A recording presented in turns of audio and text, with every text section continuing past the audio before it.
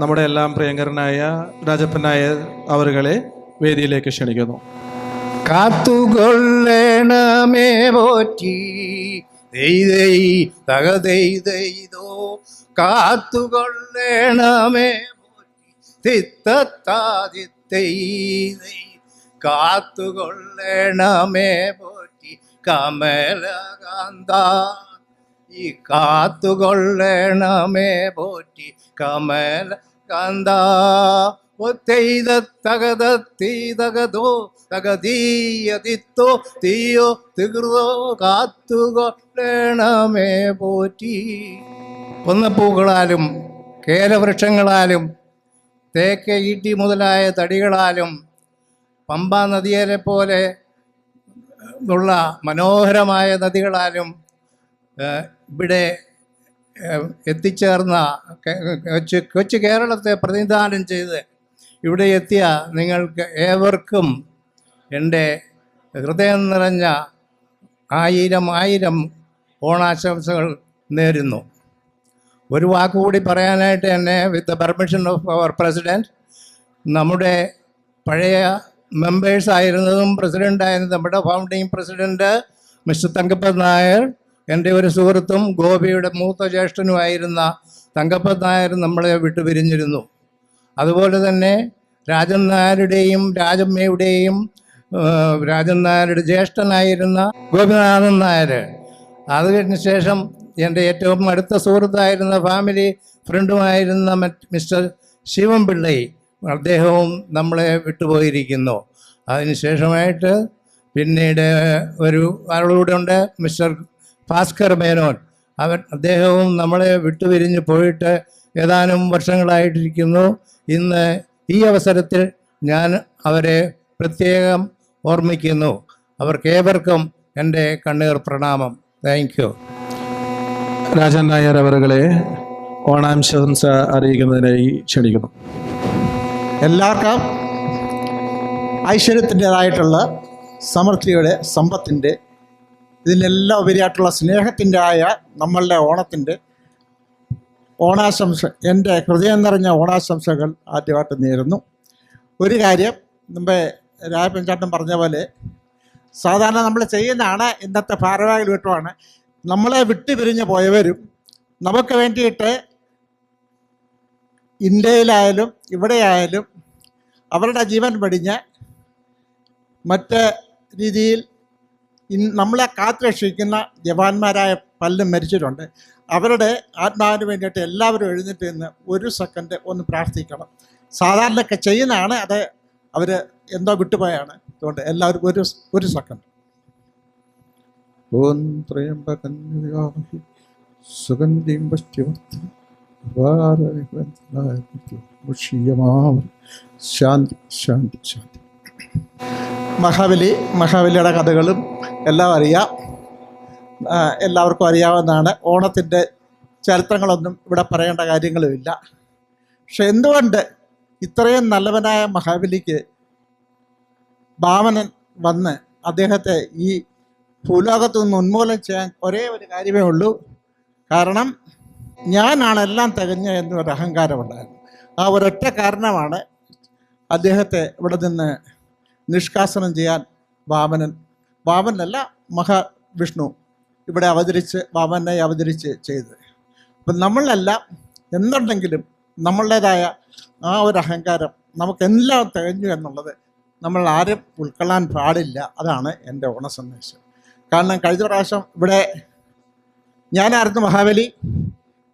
മനസ്സാ വാചാ കർമ്മണ നമ്മൾ മറ്റൊരുത്തർക്ക് ഒരു ദോഷവും ചെയ്യാൻ പാടില്ല, അവർക്കൊരു ദുഃഖം ഉണ്ടാക്കാൻ പാടില്ല.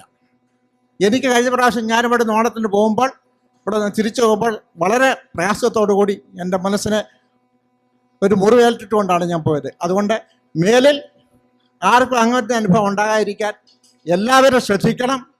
ഞാനീ പറയുന്ന കാര്യം എല്ലാവരും വളരെ കാര്യമായിട്ട് ശ്രദ്ധിക്കണമാണ്.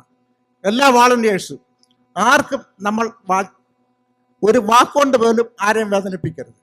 എല്ലാവരെയും വളരെ സൗഹാർദ്ദത്തോടും സന്തോഷത്തോടും കൂടി ഇവിടുന്ന് പോകാൻ നമ്മളെല്ലാം അവരെ അനുഗ്രഹിച്ചയക്കണം എന്ന് എൻ്റെ ഒരു വിനീതമായ അഭ്യർത്ഥനയാണ്. NSDPയുടെ ഏറ്റവും മുതിർന്ന ശ്രീ വിശ്വനാഥൻ നായർക്ക് അദ്ദേഹത്തിൻ്റെ ഇതുവരെയുള്ള പ്രവർത്തനത്തിൻ്റെ ഫലമായിട്ടാണ് 25ാമത്തെ വർഷത്തിൽ അദ്ദേഹത്തിന് ഈ അച്ചീവ്മെൻറ്റ് അവാർഡ് കിട്ടിയത്. അതിൽ ഞാൻ അദ്ദേഹത്തിനുള്ള എൻ്റെ എല്ലാ ആശംസകളും നേരുന്നു. പിന്നെ ഒന്ന് NSTയുടെ ഒരു മെമ്പറാണ്. അടുത്ത കേസിനെ നയിക്കാൻ വേണ്ടിയിട്ട് നമ്മളുടെ എല്ലാ അനുഗ്രഹത്തോടു കൂടി അതിൻ്റെ സെക്രട്ടറി ആയിട്ട് തിരഞ്ഞെടുത്തിരിക്കുന്നത് സിന്ധു. അതുകൊണ്ട് സിന്ധുവിനുള്ള എല്ലാ ആശംസകളും ഞാൻ ഈ സന്ദർഭത്തിൽ നേരുന്നു. എല്ലാ സപ്പോർട്ടുകളും ഞാൻ ഈ സന്ദർഭത്തിൽ നേരുന്നു. മുന്നോട്ട് നയിക്കട്ടെ, അനീശ്വരൻ അനുഗ്രഹിക്കട്ടെ. ഐശ്വര്യത്തിൻ്റെ സമൃദ്ധിയുടെ ഓരോ ഓണാശംസകളിലൂടെ നേർന്നുകൊണ്ട് ഞാൻ എൻ്റെ വാക്കുകളെ ഉപസംഹരിക്കുന്നു. ലോകാ സമസ്തോ സുഖിനോ ഭവന്തു. അടുത്തതായിട്ട് നമുക്ക് ഓണ ആശംസകൾ അറിയിക്കാനായി ശ്രീ കൃഷ്ണൻ നായരെ ക്ഷണിക്കുന്നു. എല്ലാവർക്കും എൻ്റെ വിനീതമായ നമസ്കാരം. ഇന്ന് 3ാം ഓണമാണ്. ഓണവുമായിട്ട് ബന്ധപ്പെട്ട് നമ്മൾ ഒരുപാട് ഐതിഹ്യങ്ങൾ കേൾക്കുന്നുണ്ട്. അത് ഒന്ന്, വാമനൻ മഹാബലിയെ പാതാളത്തിലേക്ക് ചവിട്ടിത്താഴ്ത്തിയ ജലവാണിൽ അറിയപ്പെടുന്നു. അതുകൂടാതെ വാമനൻ്റെ ജന്മദിനമാണിന്നെന്നും പറയപ്പെടുന്നു. മത്സ്യം, കൂർമ്മം, വരാഹം, നൃസിംഹം ഈ 4 അവതാരങ്ങൾക്ക് ശേഷം ഭഗവാന്റെ മനുഷ്യരൂപത്തിലുള്ള 5ാമത്തെ അവതാരമാണ് വാമനാവതാരം. ഭൂമി മുതൽ മുകളിലോട്ട് 7 ലോകങ്ങളും ഭൂമിക്ക് കീഴിൽ 7 ലോകങ്ങളും ഉണ്ടെന്നാണ് പുരാണത്തിൽ നാം കേട്ടിട്ടുള്ളതും പറയപ്പെടുന്നതും. ആ ഭൂമി മുതൽ കീഴോട്ടുള്ള 7 ലോകങ്ങളിലെ ആദ്യ ലോകമായ വിതലം, അവിടെ മയന്റെ പുത്രനാണ് വസിക്കുന്നത്. 2ാമത്തെ വിതലത്തിൽ അവിടെ ശിവപാർവതിമാർ വസിക്കുന്നു. 3ാമത്തെ ലോകമായ സുതലത്തിൽ അവിടെയാണ് ദൈതേയന്മാർ വസിക്കുന്നത്.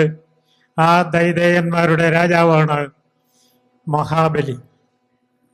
ഈ മഹാബലിയുടെ ശരിയായ നാമം ഇന്ദ്രസേനൻ എന്നാണ്.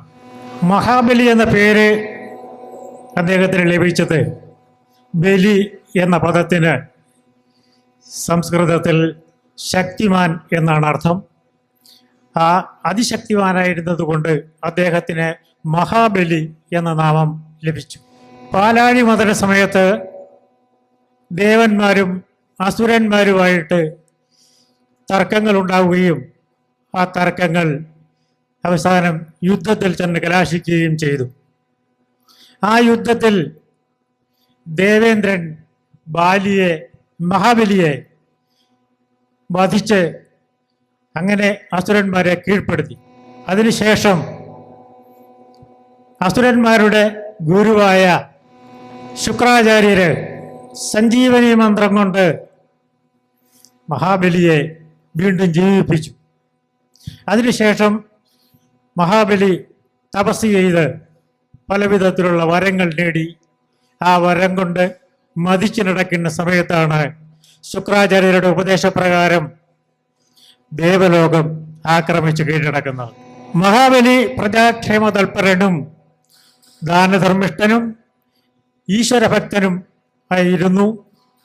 അതുപോലെ അദ്ദേഹം ഒരു നല്ല രാജാവ് കൂടി ആയിരുന്നു. എന്നാൽ അദ്ദേഹത്തിൻ്റെ ആ അസുര കുല ജനനം മൂലം അദ്ദേഹത്തിന് നഷ്ടപ്പെട്ടിരുന്ന സ്വസ്തി, ആ സ്വസ്തിയും അദ്ദേഹത്തിൻ്റെ വരബലം കൊണ്ടുള്ള അഹങ്കാരവും അദ്ദേഹത്തെ വിവേകശൂന്യനാക്കി. മരീചിയുടെ പുത്രനായ കശ്യപ മഹർഷി ദക്ഷപുത്രിയായ അധീതിയിൽ ഉണ്ടായ പുത്രനാണ് വാമനൻ. വാമനൻ്റെ ജ്യേഷ്ഠനാണ് ഇന്ദ്രൻ. മഹാബലിയുടെ അഹന്തയും ദർപ്പവും ശമിപ്പിച്ച് അദ്ദേഹത്തിൽ നിന്ന് ദേവലോകം പിടിച്ചെടുത്ത് അത് ദേവേന്ദ്രന് നൽകുന്നതിന് വേണ്ടിയാണ് വാമനൻ അവതരിച്ചത്. വാമനൻ ജനിച്ചത് ഭദ്രാപാദ മാസത്തിലെ തിരുവോണവും ദ്വാദശിയും കൂടിയ ദിനത്തിലാണെന്ന് നാരായണീയത്തിൽ പ്രത്യേകം എടുത്തു പറയുന്നുണ്ട്. വാമനാവതാരം ആണ് നമ്മൾ ആഘോഷിക്കുന്ന ഈ ദേശീയോത്സവത്തിൻ്റെ അടിസ്ഥാനമായി പറയപ്പെടുന്നത് ഒരാണ്ടിൽ പെയ്യുന്ന മഴയുടെ അളവ് നോക്കിയിട്ടായിരുന്നു മാസങ്ങളും വർഷങ്ങളും പണ്ട് നിശ്ചയിക്കപ്പെട്ടിരുന്നത്. അതുകൊണ്ടാണ് ആണ്ടിന് വർഷം എന്ന പേര് കൂടി ലഭിച്ചത്. കാർഷികവും വ്യാവസായികവുമായ ഉണർവ് ഉളവാക്കുന്ന ശരത്കാലവും ആവണി മാസ പൊൻപുലരിയും ഒത്തുചേരുന്ന പൊന്നിൻ മാസത്തെ സമൃദ്ധിയും സന്തോഷത്തിൻ്റെയും പരസ്പര വിശ്വാസത്തിൻ്റെയും സാന്നിധ്യം വിളിച്ചറിയിക്കുന്ന പൊന്നോണത്തെ നമ്മൾ ഏവരും സഹർഷം കൊണ്ടാടുകയാണ്.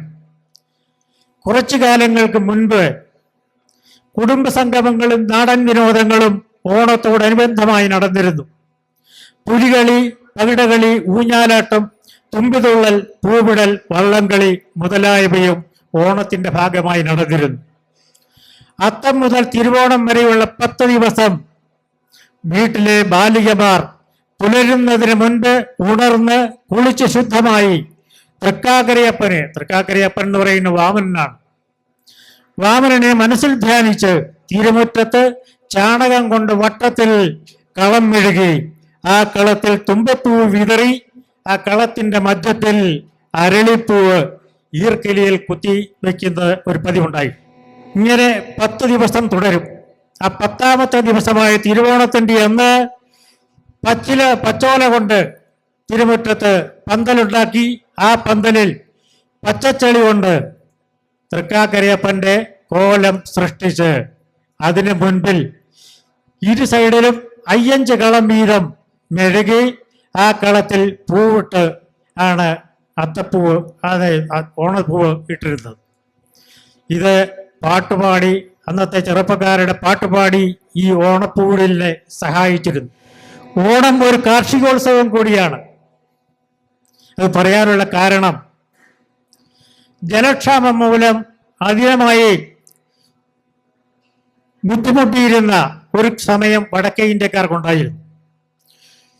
അന്ന് അവിടുത്തെ ഭൂപ്രഭുക്കന്മാർ കൃഷി ചെയ്യുവാൻ അനുയോജ്യമായ സ്ഥലം എവിടെയുണ്ടെന്ന് അന്വേഷിക്കാൻ തുടങ്ങി. അപ്പോഴാണ് സമൃദ്ധമായ മഴയും അരുവികളും ജലാശയങ്ങളും ധാരാളമായുള്ള കേരളത്തെ പറ്റി അവരറിയുന്നത്. ഭൂപ്രഭുക്കന്മാരുമായുള്ള കേരളത്തെ പറ്റി അവരറിയുന്നത്. ഭൂപ്രഭുക്കളായ ഉത്തരേന്ത്യൻ ബ്രാഹ്മണർ കേരളത്തിലേക്ക് വന്നു. ജലലഭ്യത കൊണ്ട് ചെടികളും മരങ്ങളും തിങ്ങി നിറഞ്ഞ വനപ്രദേശമായിരുന്നുവെന്ന് കേരളം. വനം വെട്ടിത്തെളിക്കാൻ ആവശ്യമായ ആയുധങ്ങൾ ഇല്ലാതിരുന്നത് മൂലം അവർ തിരിച്ചുപോയി. അതിനുശേഷമാണ് പരശുരാമൻ മഴുവുമേന്തി കേരളത്തിൽ വരുന്നത്. അദ്ദേഹം തന്റെ മഴുവ് കൊണ്ട് വനമെല്ലാം വെട്ടിത്തെളിച്ച് കൃഷിക്കും വാസയോഗ്യത്തിനും അനുയോജ്യമായ ഭൂപ്രദേശമാക്കി തീർത്തു. അതിനുശേഷം സുബ്രാഹ്മണരെ ഈ നാട്ടിലേക്ക് തിരിച്ചു കൊണ്ടുവന്നു. അങ്ങനെ അവർ കൃഷിയെ ആരംഭിച്ചു. ആ കൃഷിയുടെ വിളവെടുപ്പിന്റെ ഉത്സവമായിട്ടാണ് ഓണം ആഘോഷിക്കുന്നതെന്ന് മറ്റൊരു ഐതിഹ്യം നിലനിൽപ്പുണ്ട്. പരശുരാമൻ മഴപെറിഞ്ഞു, കടലിൽ നിന്ന് കേരളം പൊന്തി വന്നു എന്നാണ് നമ്മൾ കേട്ടിരിക്കുന്നത്. പക്ഷേ അതിനു മുൻപ് കേരളം ഉണ്ടായിരുന്നു എന്ന് ഐതിഹ്യങ്ങൾ പറയുന്നുണ്ട്. ദ്രാവിഡരെ പോലുള്ള ആൾക്കാർ ജീവിച്ചിരുന്നത് ആ കാലഘട്ടങ്ങളിലാണ്. അപ്പോൾ കേരളം അതിനു മുൻപ് ഉണ്ടായിരുന്നു. ഭഗവാൻ പരശുരാമൻ മടിപെറിഞ്ഞ് കേരളത്തിൽ നിന്ന് പൊക്കുകയല്ല, കേരളത്തെ ഒരു വാസയോഗ്യമായ പ്രദേശമാക്കി മാറ്റുകയാണ് ചെയ്തത്. പരശുരാമൻ മടിപെറിഞ്ഞ് കേരളത്തെ സൃഷ്ടിച്ച ശേഷം സുബ്രാഹ്മണരെ ഇവിടെ കൊണ്ടുവന്നതായി പുരാണത്തിൽ പറയുന്നുണ്ട്. പരശുരാമൻ ജീവിച്ചിരുന്നത് ത്രേതായുഗത്തിലാണ്. ഈ പറയപ്പെടുന്ന ഐതിഹ്യങ്ങളെല്ലാം ത്രേതായുഗത്തിൽ നടന്നതായിട്ടാണ് കാണപ്പെടുന്നത്. കാണം വിറ്റാണെങ്കിലും ഓണമുണ്ടിരുന്ന കാലത്തിന്റെ നന്മയും പരിശുദ്ധിയും ആദരണീയമായിരുന്നു.